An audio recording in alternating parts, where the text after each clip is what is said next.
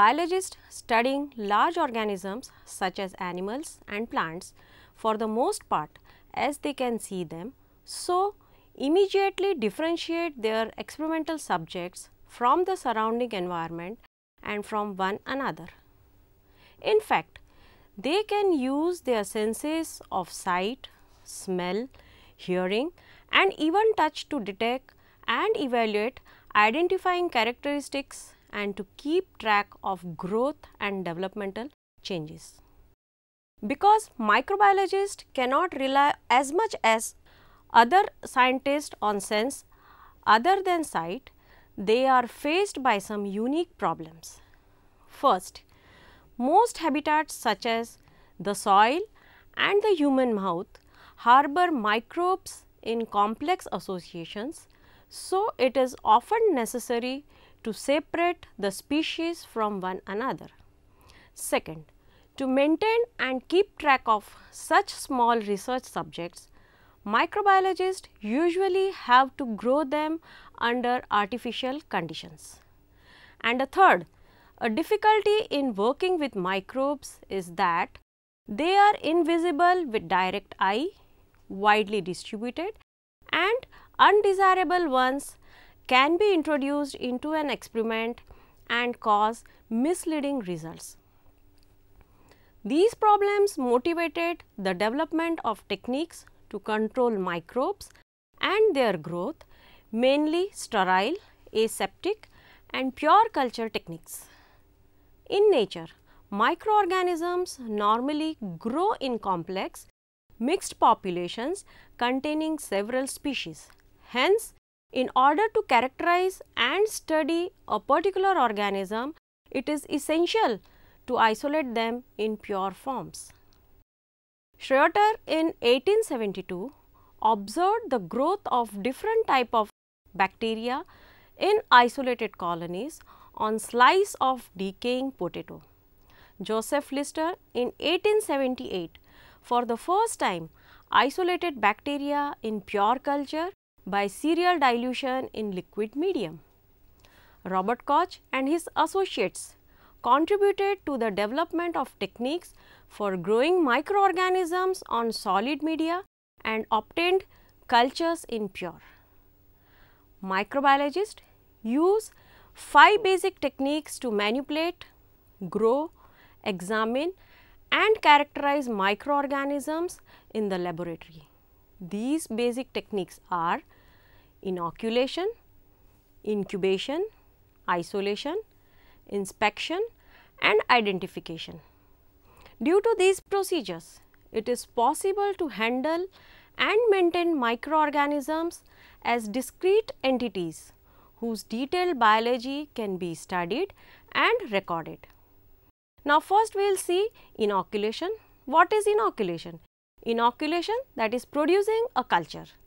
To cultivate or culture microorganisms, one introduces a tiny sample called the inoculum into a vessel of nutrient medium, plural, that is media, that provides an environment in which they multiply. This process is called inoculation. The visible growth that appears in or on the medium is known as a culture. The nature of the sample being cultured depends on the objectives of the analysis. Clinical specimens for determining the cause of an infectious disease are obtained from body fluids such as blood, cerebrospinal fluid, discharges like sputum, urine, feces or diseased tissue. Other samples subject to microbiological analysis are soil, water, sewage, foods, air and certain non-living objects, etc. In order to cultivate microorganisms, major 3 conditions should be fulfilled. 1. Should be provided with a utilizable source of nutrition for their cellular build-up and energy. Second, the environmental conditions such as pH, temperature, osmotic pressure, aeration, etc. should be optimal. And third, competition by other organisms must be minimal. Now, isolation, separating one species from another or population of microorganisms. For this, several techniques are used, and they are: first, isolation on solid medium or isolation by plating media, which include different methods like strict plate method, pour plate method and spread plate method. Second, isolation in liquid medium by serial dilution technique, or also referred as N-tube method. Third, single cell isolation using micromanipulation. Fourth, selective methods which include the use of chemical agents and physical agents. Use of chemical agents includes enrichment culture, that is by selective favoring the growth of a particular species, and selective technique, that is by selective inhibition of certain species. Now, use of physical agent includes heat treatment for selective isolation, for example, spore forming bacteria, selective adjustment of pH for the growth of medium, for example, for selective isolation of acidophiles or alkaliphiles, and modification of incubation temperature, for example, for selective isolation of thermophiles or psychrophiles. Now, each technique has certain advantages and disadvantages, and no single method can be used for isolation of all bacteria, but most commonly used techniques are plating methods and serial dilution techniques. Now, first we will see the plating method. Certain isolation techniques are based on the concept that if an individual bacterial cell is separated from other cells and provided adequate space on a nutrient surface, that is on solid medium, it will grow into a distinct amount of cells called a colony. Because it was formed from a single cell, a colony consists of just that one species and no other. Proper isolation requires that a small number of cells be inoculated into a relatively large volume or over a large area of the medium.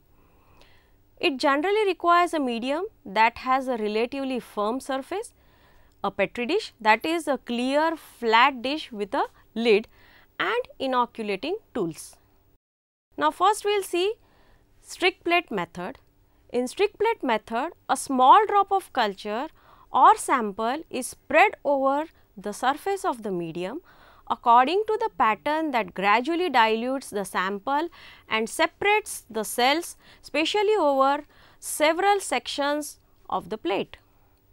Because of its effectiveness and economy of materials, the strict plate is the method of choice for most applications. Now, let us see different procedures used in strict plate method. Now, first, direct strict plate method. In this method, the wire loop is charged with microbes containing suspension, and direct strokes are made on the surface of the medium in the plate from top to bottom. Such method is preferred when the load of inoculum is low. Second, that is sector method. In this skill, several sectors are drawn on the margin of the plates in such a manner that a tail of one sector overlaps the beginning of the next sector. The wire loop charged with the inoculum is strict parallel to the line of the first sector on the medium. For all other remaining sectors, the loop is strict in the similar manner. In this way, only the organisms lying in the overlapping region are carried to the next sector, and hence during streaking the dilution of the organism suspension is achieved rapidly. This is a widely accepted technique for the isolation of organisms when the load of organisms is high. Third, 4-flame method. It is a modification of sector method in which the wire loop is flamed every time before the next sector is streaked. This helps in immediate reduction of the load of organisms when the loop is flamed, resulting in excellent isolation. The second method is the pour plate technique, or In a loop dilution, the sample is inoculated serially into a series of cooled but still liquid agar tubes so as to dilute the number of cells in each successive tube in the series. Inoculated tubes are then poured into sterile Petri plates and are allowed to solidify.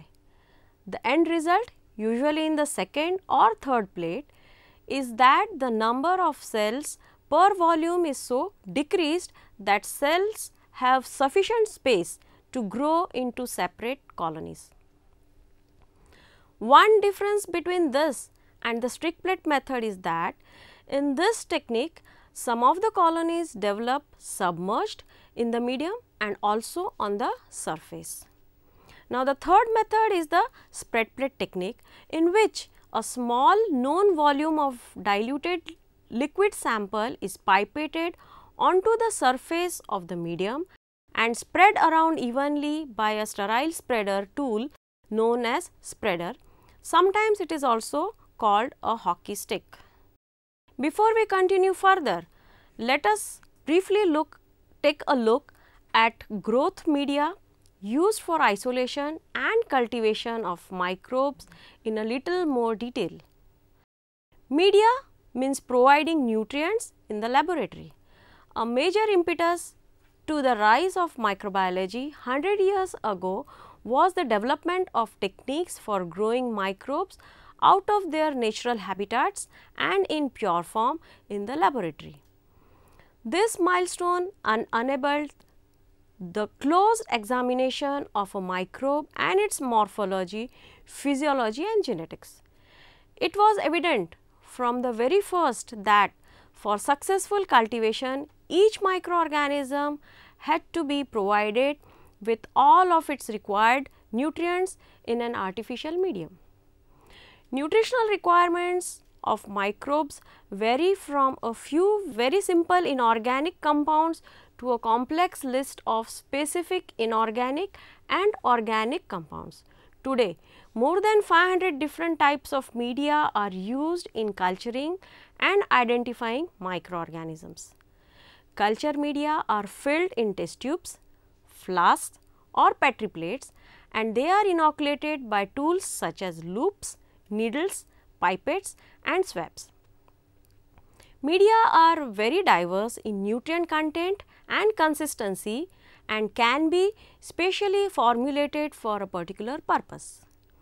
Now, let us see the classification of media. Media can be classified on three primary levels: first, physical form, second, chemical composition and third, functional type. Most media I will be talking here are designed for bacteria and fungi, though algae and some protozoa can be propagated in the media. Now, first we will see the liquid media. Liquid media are defined as water based solution that do not solidify at temperatures above freezing and that tend to flow freely when the container is tilted.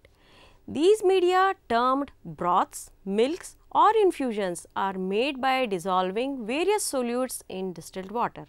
Growth occurs throughout the medium and can then present a dispersed, cloudy or particulate appearance. A common laboratory medium, that is nutrient broth, contains beef extract, sodium chloride and peptone dissolved in water. Now, semi-solid media exhibit a clot-like consistency at ordinary room temperature because they contain an amount of the solidifying agent, agar or gelatin, that thickens them but does not produce a firm substrate. Semi-solid media are used to determine the motility of bacteria, to localize a reaction at a specific site and to study physiological characteristics. Solid media provides a firm surface on which cells can form discrete colonies and are advantageous for isolating and subculturing bacteria and fungi. They come in two forms, liquefiable and non-liquefiable. Now, liquefiable solid media, sometimes they are called reversible solid media, contain a solidifying agent that is thermoplastic. Its physical properties change in response to temperature. Among these agents, the most widely used and effective is agar, which is a complex polysaccharide isolated from the red alga Gelidium. Any medium containing 1 to 5% agar usually has a word agar in its name. Nutrient agar is the common one. Like nutrient broth, it contains beef extract, sodium chloride and peptone, as well as 1.5% agar by weight. Many of the functional categories of media contain agar. Now, non-liquefiable solid media have less versatile applications than agar media because they do not melt. They include materials such as rice grains used to grow fungi, cooked meat media, good for anaerobes and potato slices. All of these media start out solid and remain solid after heat sterilization. Other solid media containing egg and serum start out liquid and are permanently coagulate or hardened by moist heat. Now, synthetic media are those media whose compositions are chemically defined. Such media contain pure organic and inorganic compounds that vary little from one source to another and have a molecular content specified by means of an exact formula. Synthetic media come in many forms. Some media such as minimal media for fungi contain nothing more than a few essential compounds such as salts and amino acids dissolved in water. Others contain a variety of defined organic and inorganic chemicals. Such standardized and reproducible media are most useful in research and cell culture when the exact nutritional need of the test organisms are known. When even one component of a given medium is not chemically definable, the medium belongs to the next category, that is complex or non-synthetic media, which contain at least one ingredient that is not chemically definable, not a simple pure compound and not representable by an exact chemical formula. Most of these substances are extracts of animals, plants or yeast, including materials like ground up cells, tissues and secretions. Examples are blood, serum and meat extracts or infusions, milk, yeast extracts, soybean digest and peptone. Microbiologists have many types of media at their disposal, with new ones being formulated all the time.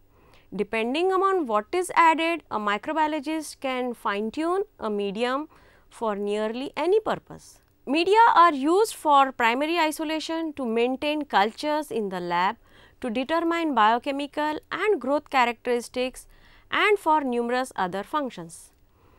General purpose media are designed to grow as broad a spectrum of microbes as possible. As a rule, they are non-synthetic and contain a mixture of nutrients that could support the growth of both pathogens and non-pathogens. Examples includes nutrient agar and broth, brain heart infusion and trypticase soya agar. An enriched medium contains complex organic substances such as blood, serum, hemoglobin or special growth factors, specific vitamins and amino acids that certain species must have in order to grow. Selective and differential media are some of the cleverest and most creative media. These media are designed for special microbial groups and they have widespread applications in isolation and identification. A selective medium contains one or more agents that inhibit the growth of a certain microbes or microbe, but not others, and thereby encourage or selects particular microbe and allow it to grow. Selective media are very important in primary isolation of a specific type of microorganism from samples containing mixed population of microbes, for example, feces, saliva, skin, water and soil. They accelerate isolation by suppressing the unwanted background organisms and favoring the growth of the desired ones. For instance, mannitol salt agar contains 7.5% NaCl, which is quite inhibitory to most human pathogens, but not to genus Staphylococcus, which grows well in this medium and thus can be amplified in very mixed samples. Other examples are MacConkey agar and eosin methylene blue agar that contain bile salt as a selective agent. Differential media grow several types of microorganisms and are designed to display visible differences among those microbes. Differentiation shows up as variations in colony size or color, changes in media color, or in the formation of gas bubbles and precipitates. The variations come from the type of chemicals these media contain and the ways that microbes react to them. The simplest differential media show two reaction types, such as that the use or non-use of a particular nutrient or a color change in some colonies but not in others. Dyes can be used as differential agents because many of them are pH indicators that change color in response to the production of an acid or a base. For example, MacConkey agar contains neutral red, a dye that is yellow when neutral and pink or red when acidic. A common intestinal bacterium such as Escherichia coli that gives off acid when it is metabolizes the lactose in the medium develops red to pink colonies, and one like Salmonella that does not utilize lactose, so no acid production and forms its neutral off-white colonies. Transport media are used to maintain and preserve specimens that have to be held for a period of time before clinical analysis or to sustain delicate species that die rapidly if not held under stable conditions. Stewart and Emmy's transport media contain salts, buffers and absorbents to prevent cell destruction by enzymes, pH changes and toxic substances, but will not support growth. Assay media are used by technologists to test the effectiveness of antimicrobial drugs and by drug manufacturers to assess the effect of disinfectants, antiseptics, cosmetics and preservatives on the growth of microorganisms. Enumeration media are used for industrial and environmental microbiologists to count the number of organisms in milk, water, food, soil and other samples. Let us conclude this session. A driving force of microbiology has been to find ways to visualize and handle microorganisms. Microbes are managed and characterized by executing the 5 I's, that is inoculation, incubation, isolation, inspection and identification. Isolation and cultivation media for microbes can be varied in chemical, physical and functional purposes depending on the intentional use. Growth and isolation of microbes lead to pure cultures that permit the study and testing of a single species, which can be used to provide further information on microbial morphology, biochemistry and genetic characteristics. Thank you.